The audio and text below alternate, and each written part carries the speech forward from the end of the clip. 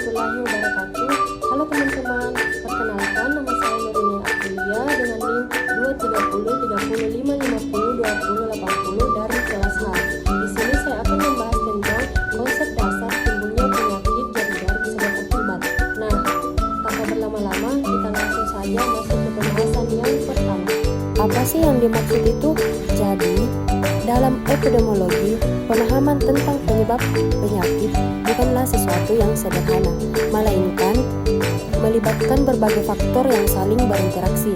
Salah satu konsep yang digunakan untuk menjelaskan kompleksitas ini adalah jari-jari sebagai akibat, yang menunjukkan bahwa penyakit tidak disebabkan oleh satu faktor tunggal, melainkan hasil interaksi berbagai faktor yang saling terkait.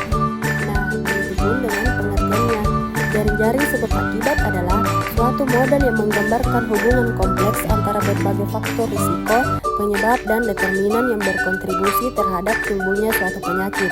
Dalam model ini, setiap faktor dalam jaring memiliki potensi untuk mempengaruhi faktor lainnya, dan kontribusi keseluruhan dari berbagai faktor tersebut mempengaruhi risiko timbulnya penyakit.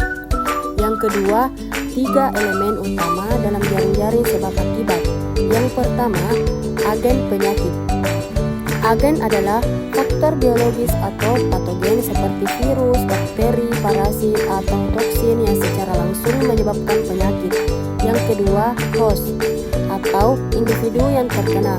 Host atau inang adalah individu yang terpengaruh oleh agen tersebut. Karakteristik host seperti genetik, status imun, usia, jenis kelamin, dan status gizi dapat mempengaruhi kerentanan terhadap penyakit. Yang ketiga, environment atau lingkungan. Lingkungan mencakup faktor eksternal yang mempengaruhi agen dan host, termasuk kondisi fisik, sosial, ekonomi, dan budaya. Contohnya, kualitas air, sanitasi, dan kebiasaan hidup dapat mempengaruhi risiko terjadinya penyakit. Nah, yang ketiga, ada faktor risiko dalam jaring-jaring sebab akibat. Apa sih faktor itu? Yang pertama, faktor biologis. Kondisi genetik, sistem imun, dan status fisiologis seseorang dapat meningkatkan atau menurunkan kerentanannya terhadap suatu penyakit. Yang kedua, faktor lingkungan. Kondisi fisik seperti kualitas udara, air, serta paparan terhadap bahan kimia atau racun. Lingkungan sosial seperti kemiskinan, akses terhadap layanan kesehatan, dan pendidikan juga mempengaruhi. Yang ketiga, faktor perilaku. Gaya hidup seperti pola makan, kebiasaan merokok, dan olahraga juga memainkan peran penting dalam menentukan apakah seseorang berisiko terkena penyakit.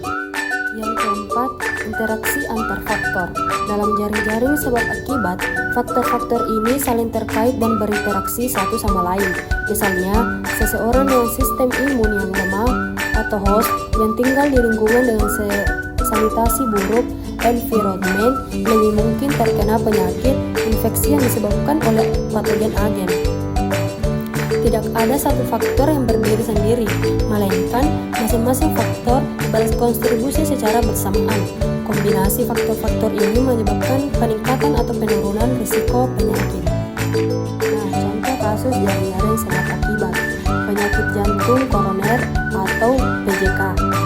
Yang pertama, agen. Tidak ada agen biologis spesifik, tetapi ada faktor biologis seperti kolesterol tinggi dan hipertensi.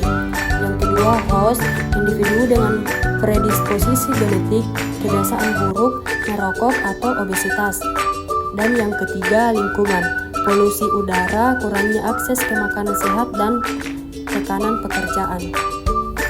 Dan yang terakhir, penggunaan jaring-jaring sebab akibat dalam pencegahan penyakit. Konsep jaring-jaring sebab akibat membantu ahli kesehatan masyarakat dalam merancang program pencegahan yang lebih komprehensif. Misalnya, dalam pencegahan penyakit kardiovaskular, fokus tidak hanya pada pengobatan kolesterol tinggi, tetapi juga modifikasi perilaku, peningkatan akses terhadap layanan kesehatan, dan perbaikan kondisi lingkungan yang lebih sehat.